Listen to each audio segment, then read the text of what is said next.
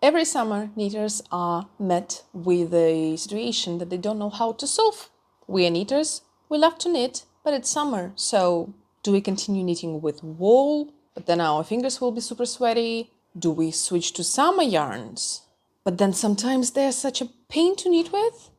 And this was exactly my life last year when it was my first summer of knitting and I was going through different summer yarns and exploring the world of summer knitting. I made a video talking about my tier list of summer yarns after this experience, where I listed all the yarns I tried during last summer and I talked in a lot of details about them. But then a year went on and now it's my second summer of knitting and I must say something has changed. Because this year, instead of an updated tier list, I present to you my top 5 yarns to knit with in summer.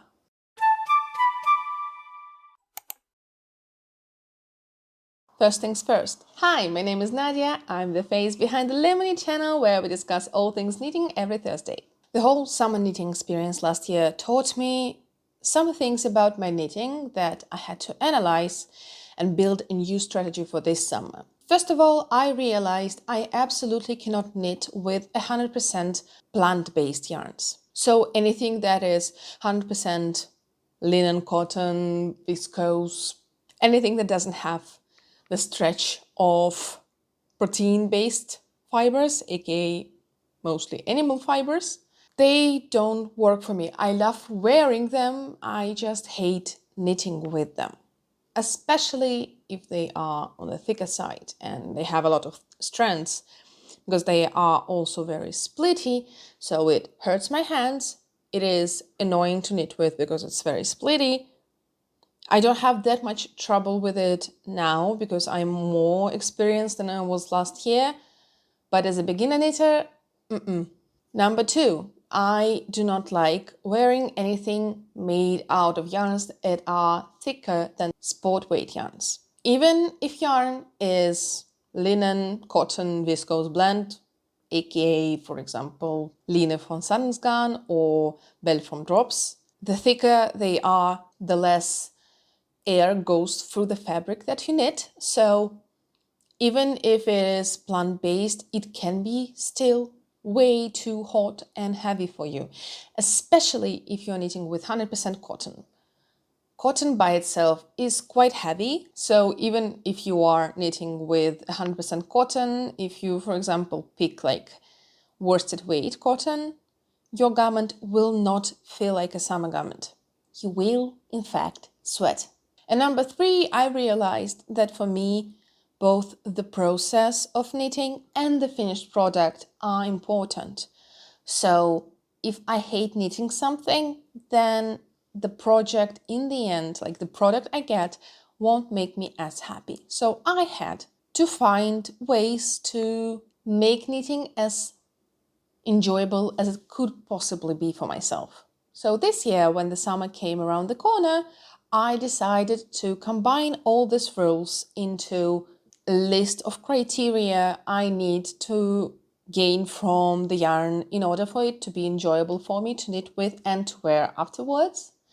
As a very heavily sweating person, and especially during European heat waves. So this year, instead of just buying popular summer yarns, I went with intention to only buy yarns that are very likely to work for me. And this strategy worked. So now is the end of July, and I can happily say that all the yarns I bought this year and used in my summer knitting were a success for me, both process-wise and project-wise. Let's dive deep into what 5 yarns are the ones that are gonna be in my yarn stash, refilled every time I run out of them, because they are the perfect summer yarns for me. Maybe this will help you, my fellow knitters, with picking some yarns that can work for you as well if you have the same troubles as I do. Now, usually you leave the best option for last so that people stay until the end of the video, but I am not gonna do that to you. I'm sorry, I will spoil the best option, and my number 1 winner of any kind of summer yarn list you can make, because gatekeeping is silly. So my number one favorite yarn to knit in the summer is Cotton Merino by Knitting for Olive. If you ever watched any summer yarns tier list, you probably have heard about this yarn. And you probably know that it is also not very cheap, which is absolutely true. So why is this expensive yarn that doesn't have like a very unique composition my favorite out of all of the summer yarns? And I've tried a lot of them at this point of my life. What makes it so special for me? I will tell you that, but first let's go through technical stuff. Cotton Merino by Knitting for Olive is 70% cotton, 30% wool. And as you can guess, this wool is merino. Who would have thought? It's solid colored yarns in light fingering / heavy lace weight. I would still consider them to be light fingering, to be fair, with recommended needles for this yarn being 3mm and recommended gauge being 28 stitches per row. It comes in balls of 50 grams and the meterage of one ball is 273 yards or 250 meters. I always forget how many colors they have. Give me a second to do a quick Google. 3, 6, 12, 18, 24, 30, 31. 31 color. Yes, I did literally count every color on their website. Now let's get into my whys. First of all, Cotton Merino is incredibly soft on your fingers. Even though it's 70% cotton and 30% merino, it does not feel like a cotton yarn. It feels more like a merino yarn. And I think that's because of the way it's spun. So I kind of feel like there are more merino threads on the outer layer of the yarn ply. Because of that, it's a very nice experience for your fingers. And also, it has quite a stretch to the thread. So it doesn't feel like knitting with your common cotton yarns or something like that. Now, after blocking, the garment is always like extremely soft to the touch and it's also very glidey. So it doesn't have a lot of hair stick out or anything. So I can say that it is plied very well in production. Why is it good? Merino is a very soft yarn. Soft yarns are generally number one candidate to be peeling over the time. But the way this yarn is spun, I wouldn't say it doesn't peel at all, but you would expect much more peeling from a yarn like that. And the best example of it is the top I'm wearing right now. This is camisole number 9 by My Favorite Things Knitwear. I knit last July from Cotton Merino in color dark cognac. What is impressive about this top is that I wore it every single week throughout this year. So it's been 11 and a half months since I finished it. I wore it religiously. During winter, I wear it at home. I like to walk around my apartment in this top. I even slept in this top a few times. Don't judge me. So this top is really a working horse in my wardrobe. With this amount of wear, you would expect that I had to de-peel it quite a few times throughout the year because it has wool in it, right? And cotton by itself also can be peely as well. Let me tell you, I have never de-peeled this top. Now, I'm not sure how visible it's gonna be on the camera. I might need to make some like B-roll footage for it. But if you can see, even in like high peelage areas, there are not a lot of peels to depeel, so I don't bother. Also, one of the concerns with cotton-based yarns is that they tend to stretch out with time, and I can say that because of the merino in this, it has not stretched out a lot. I don't think it stretched out at all, actually. Like, it feels like it's the same as it was when I finished it. So it is definitely yarn that will give you a very long-lasting result. And I kind of feel like with anything you knit with 3mm needles, this is what you want from the finished object, to last you a long time. Otherwise, all this pain of knitting with a very thin yarn, it just goes to waste. So I would not be happy about it.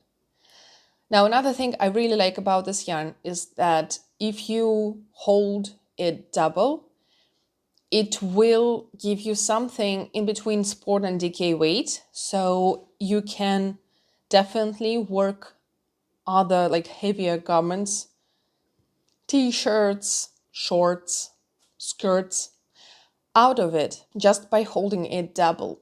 So you can keep all the good things about this yarn and still work other types of garments, which is amazing.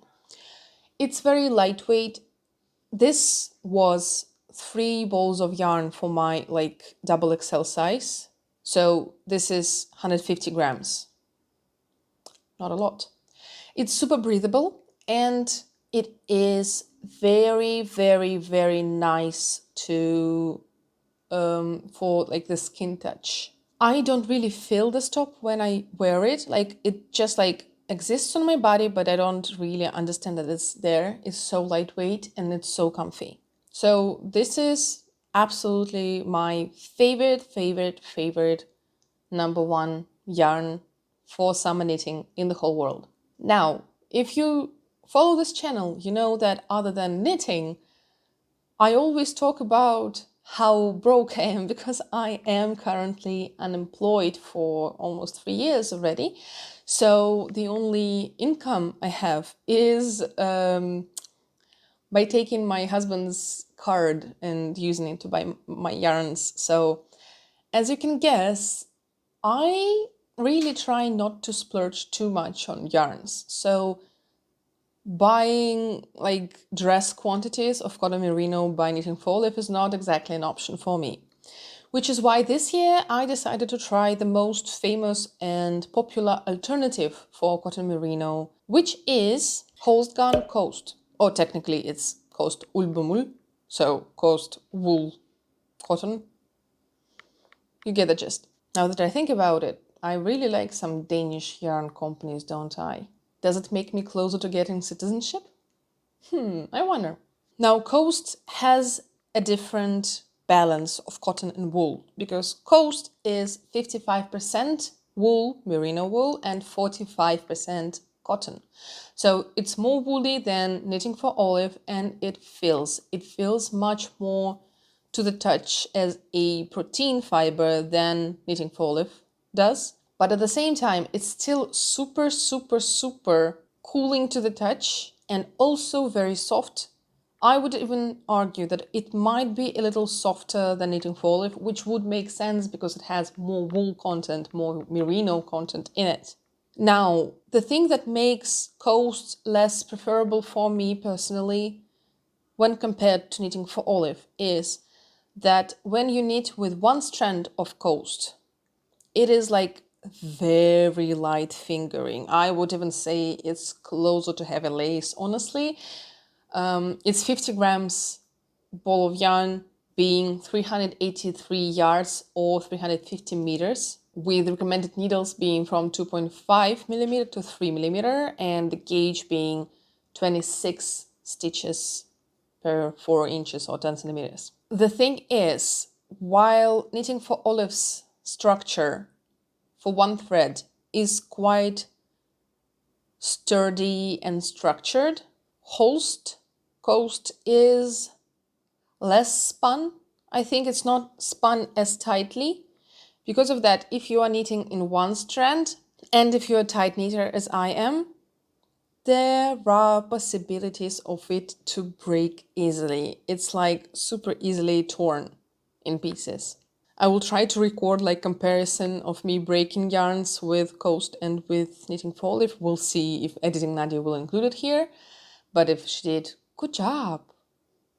I honestly feel like you're gonna forget that, but we'll see. It's more prone to breakage. And also I noticed that it peels a bit more than Knitting for Olive does. So even while I was knitting with it, I managed to peel the fabric a little bit already just with my fingers. So I don't think it will be as sturdy in the long run, but I still feel it is quite sturdy.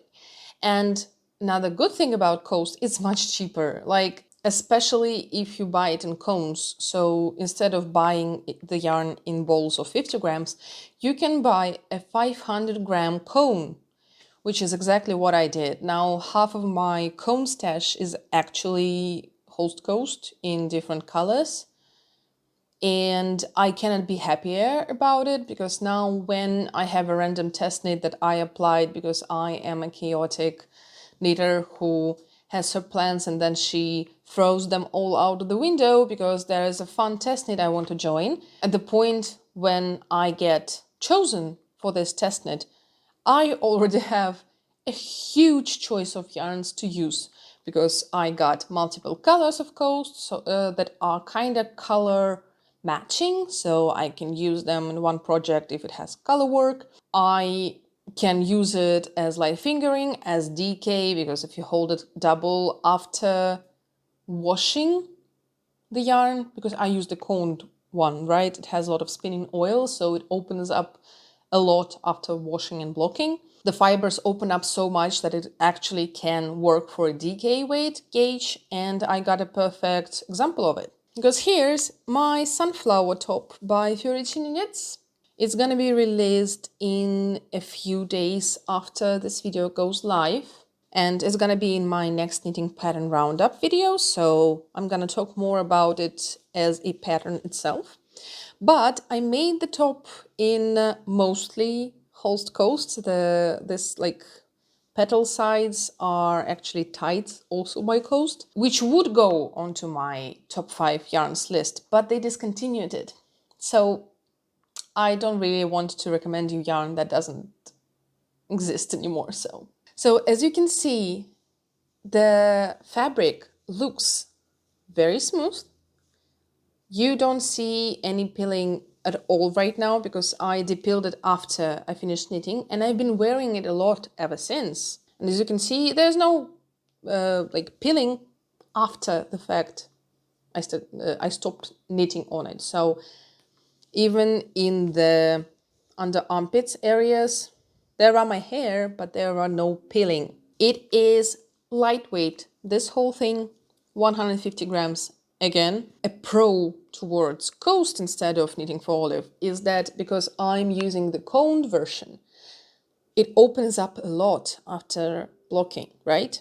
So this means that it hides a lot of tensioning mistakes, let's call them that way. So for example, if you are knitting tightly when you are knitting in knitting flat, and then your gauge changes a little bit after you switch to knitting in the round, it's gonna block out and you're not gonna be able to notice it, because there is more wool in this than there is cotton in this. So at this point, I have finished 3 garments in Coast already, and I know that in my brain is gonna work this way. If I need something that will be super sturdy and is gonna be like something I wear like a lot, and I plan to make it to be wearable, like a top that I plan to wear a lot, I will use Knitting for Olive. I will splurge to get Knitting for Olive. If I am knitting something that is like a proper summer garment, so I'm gonna only wear it in summer or like warmer times of the year, because in Denmark summer is a very parallel universe kind of thing. We have some warm days in spring, then we have random heat waves, and then a lot of warmth in autumn. So we don't really have a summer, we have more of a... I'm saying it as if I was a Dane.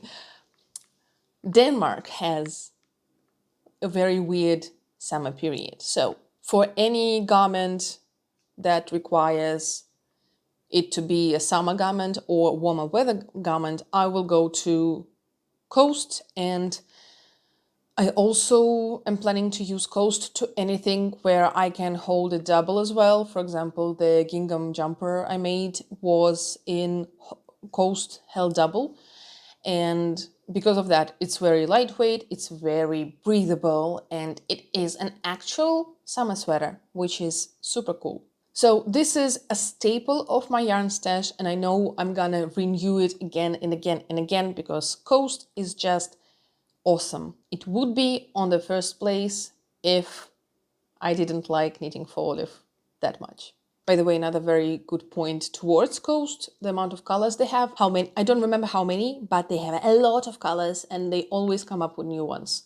While knitting for Olive Cotton Merino doesn't really grow its colors variation. They mostly focus on merino and silk mohair, and they kind of let cotton merino go color-wise. So now we're getting into another workhorse, but with small edits from last year, because I had the blood sister of this yarn on my tier list in a category, so like not the best, but like the second best category, and it was Sanders Gun Line last year. And the review I gave it was that I hate knitting with it because it is quite splitty and it is painful for my hands, but it is a very nice yarn for the garments to wear. So basically I hate knitting with it, but I love wearing it. And a few things changed since last year. First of all, I started knitting less tightly when I switched to my Chiaogos from Knit Bros.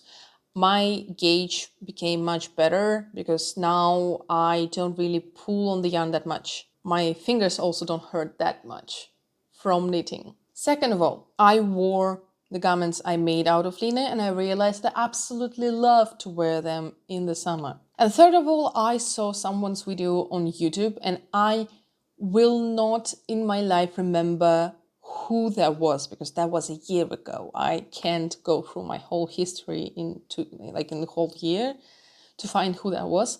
But someone said that if you hold Toon Line, which is a thinner version of Line Double, it feels much better than just using Line. Now, I needed to try that. I needed to find out if that was true or not, and now I can confirm it is true.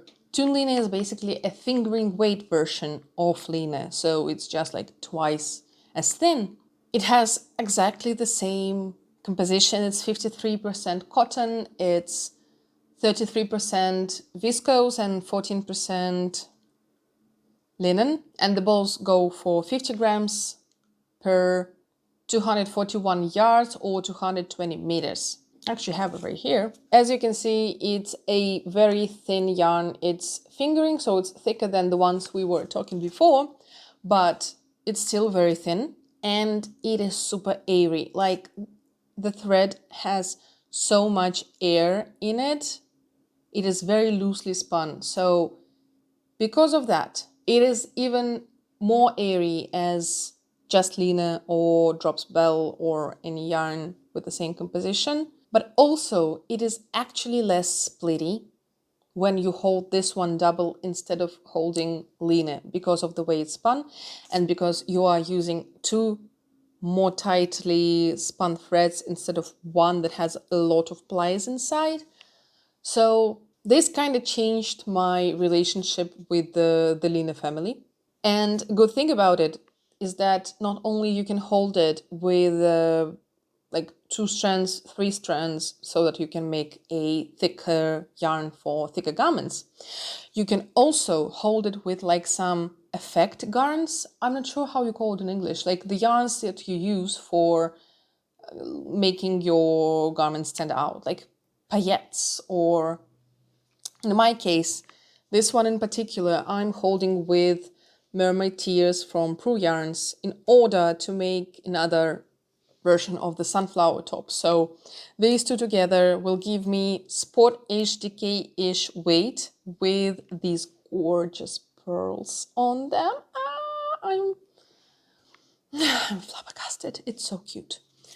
But yes, I can confirm that if you use the thinner version of Line, it is less painful on your hands. It is actually softer than Line for some reason that I cannot explain. I think it might be because of the amount of cotton in one plied strand, on the outer edges again, like with the knitting for olive cotton merino, I'm not sure, but it is softer and it is much better experience to knit. So now if I want to make something in a completely plant-based yarn, I will go for this one and instead try to hold a double or triple to fit the gauge that I need, instead of going for Lina Bell. Or I saw people knitting their summer garments from Zuckline, and guys, I got questions.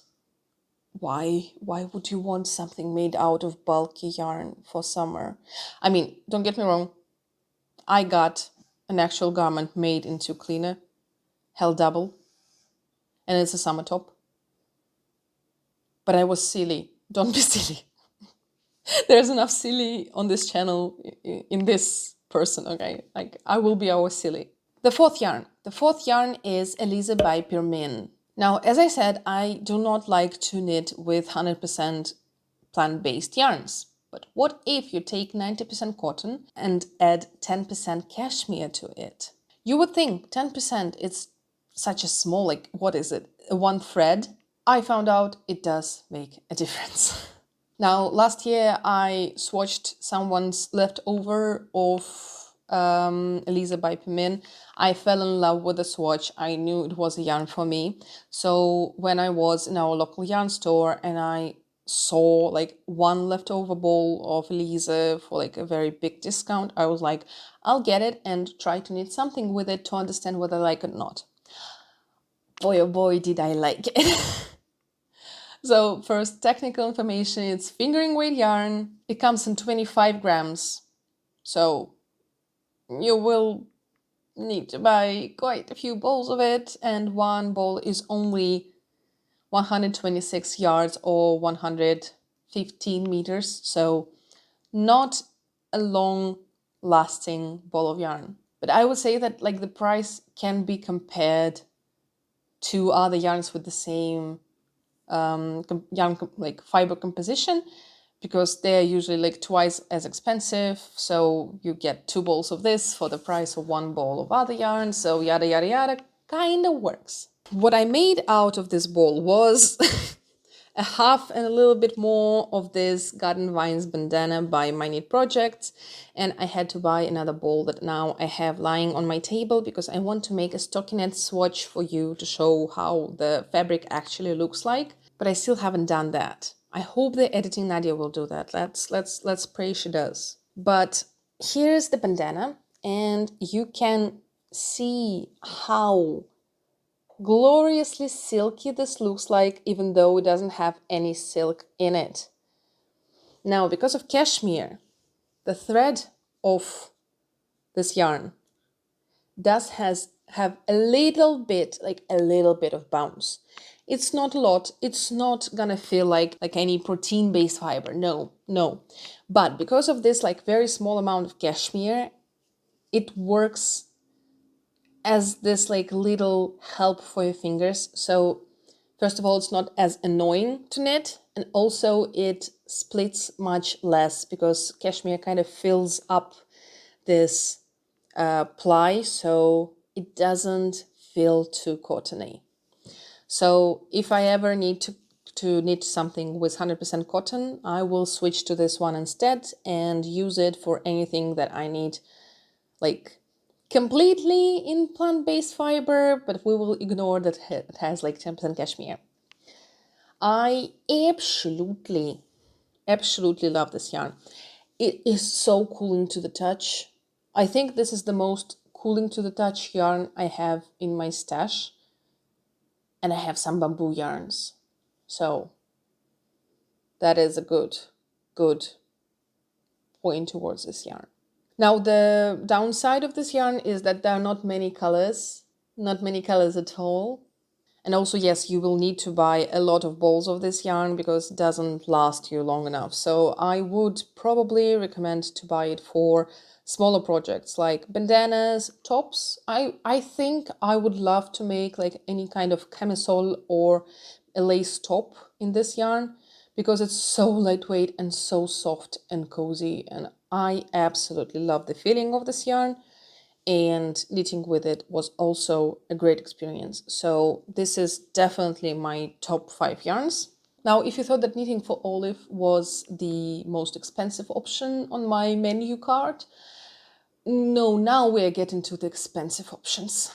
Because this yarn is a treat you get yourself. It was also in my last year's tier list, but I have explored it more and more throughout this year, and I cannot explain to you how luxurious it feels, while at the same time being super cooling.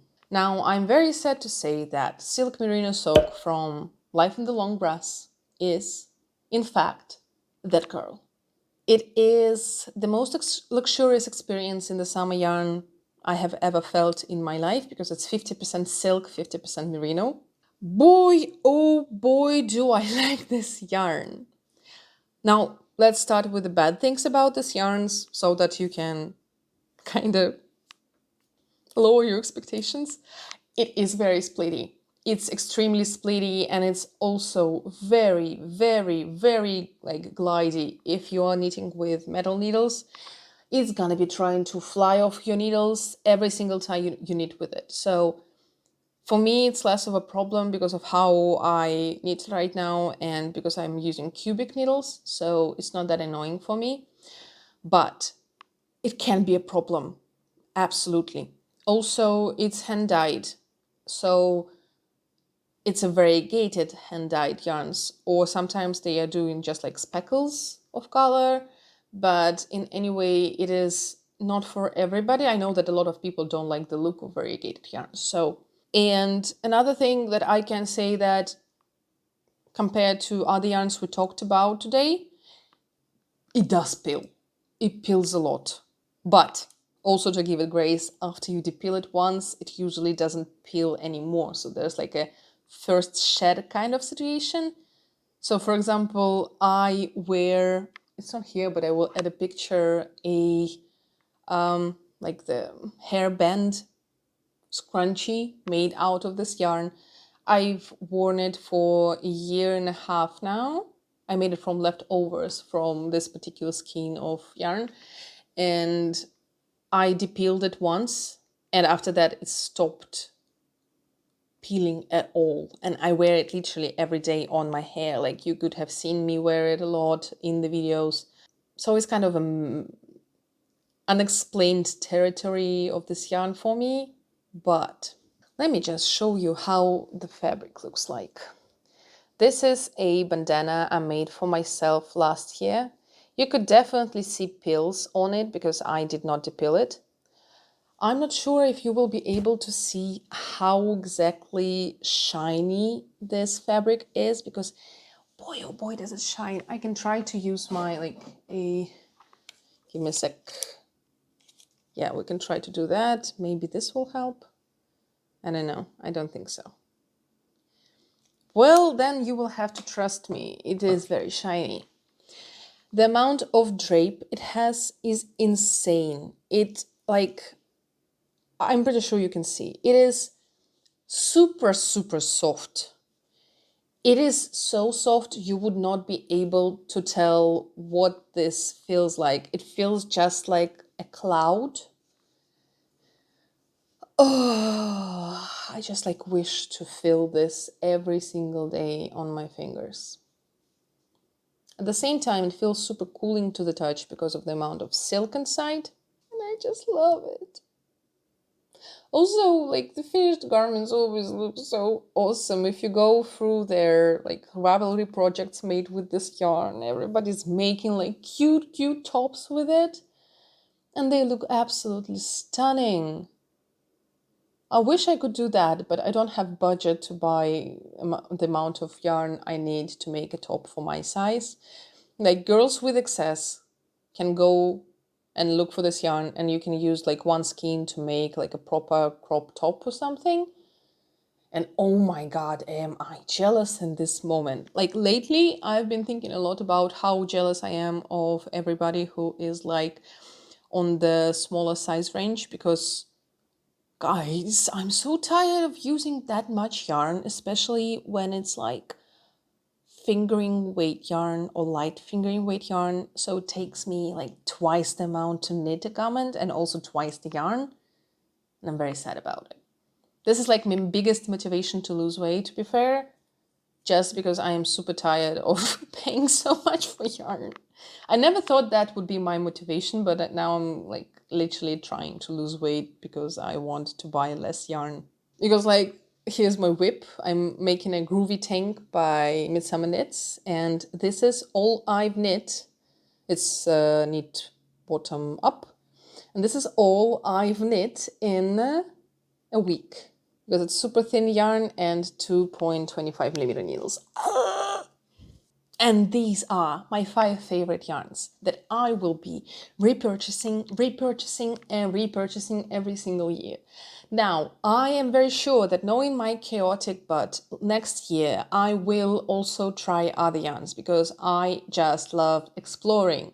But what I am very sure of is that other than exploring, all other projects will still be in one of those 5 yarns just because I think they are the safest options for me to go for. I also have some cones from non-brand kind of situations, like some dead stock cones that I also love to use for summer yarns, but I don't want to recommend them to you just because they're dead stock. So the chance that you will be able to get the same cone as I did are not that big, even if I tell you what shop I got it from and everything, because there's like never a promise that this cone will be in stock ever again. That's the idea of dead stock. So you might see other summer garments on my Ravelry that are made from yarns that I did not talk about today.